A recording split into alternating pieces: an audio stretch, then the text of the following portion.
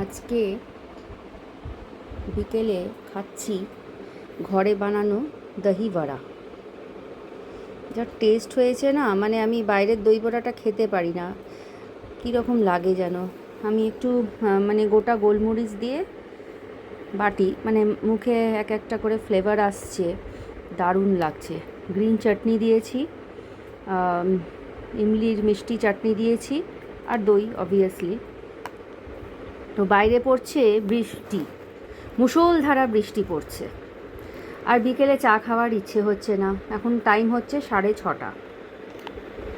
তো ভাবলাম একটু ঠান্ডা ঠান্ডা দই বড়া এনজয় করা যাক। তো সেই জন্য একটু বাইট দিয়ে দেখলাম, টেস্ট করে। সকালেই বানিয়ে রেখে দিয়েছিলাম ফ্রিজে, মানে ঠান্ডা হবার জন্য। ঠান্ডা খেতে খুব ভালো লাগে, তো দারুণ হয়েছে, তাই একটু ভেঙে খেলাম। খেয়ে নিয়ে রিভিউটা আপনাকে দিলাম, মানে আপনাদের দিলাম। আর ছেলে কিন্তু দই বড়া খাচ্ছে না। ও বলল, মা আমি দই বড়া খাবো না। ছেলে খাচ্ছে এই যে পাস্তা। ও খাবে পাস্তা, আর আমি খাবো দহি বড়া, হোমমেড দহি বড়া।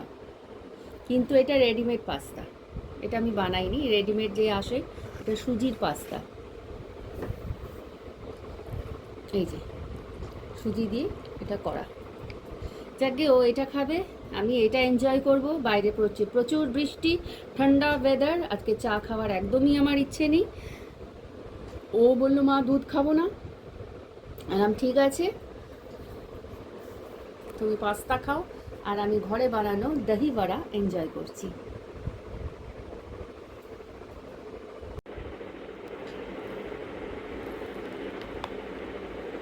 দেখুন কি সুন্দরভাবে, মানে সকালে বানিয়ে দয়ে ভিজিয়ে রেখেছিলাম, ফুলে গেছে।